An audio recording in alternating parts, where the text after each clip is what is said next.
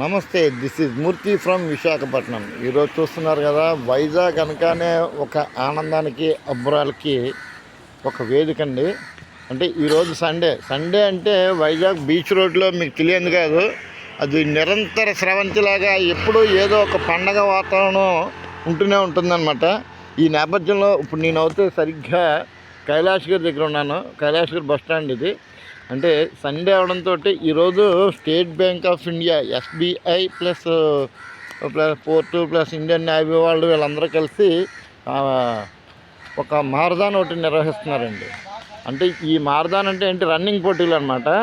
ఇందులో 42 కిలోమీటర్లు ఒక కేటగిరీ, 20 కిలోమీటర్లు ఒక కేటగిరీ, అలాగే 10 కిలోమీటర్లు, 5 కిలోమీటర్లు, అలా కేటగిరీ వైజ్గా రన్నింగ్ పెట్టి కాంపిటీషన్ నిర్వహిస్తున్నారు. దీని నిర్వాహకులు అయితే ముఖ్యంగా అంటే నిర్వహించేది అయితే ఇండియన్ నేవీ వాళ్ళను, స్టేట్ బ్యాంక్ స్పాన్సర్షిప్లు, స్టేట్ బ్యాంక్ ఆఫ్ ఇండియాని, ఇంకా మిగిలిన చెప్పాను కదా వాళ్ళు అనమాట.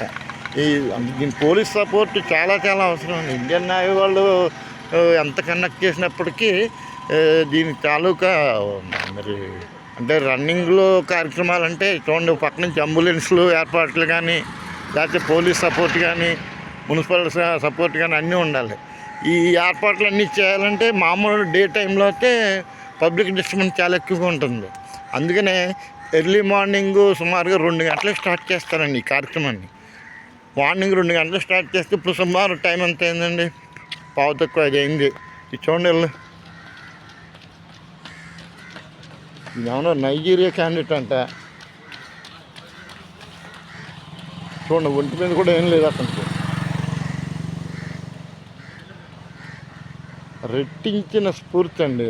ఇప్పుడు స్పోర్ట్స్ గేమ్స్ అంటే ఆ ఈవెంట్కి మనం చెప్తున్నాను కదండి, మామూలుగా అంటే ఒక్కొక్కడు ఒక్కో గేమ్లో అంటే ఒక్కొక్క విషయంలో నిష్ణాతులవుతూ ఉంటాడు. ఆ రకంగా చూసుకుంటే వీళ్ళు రన్నింగ్ ఏకంగా 42 కిలోమీటర్లు రన్నింగ్ అంటే ఇక్కడి నుంచి ఐఎన్ఎస్ కళింగ, మీకు ఐడియా ఉంటుంది, భీమిలి దగ్గర, అంతవరకు వెళ్ళి ఈ వైజాగ్ బీచ్ దాకా ఇక్కడ నేను ఉడాబారు దాకా రావాల్సి ఉంటుంది.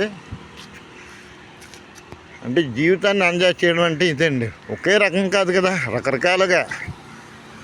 ఇప్పుడు స్పోర్ట్స్లో, గేమ్స్లో, సింగింగ్లో, కల్చరల్ యాక్టివిటీస్లో ఒక్కొక్కడికి ఒక్కో దానిలో ప్రావీణ్యం ఉంటుంది.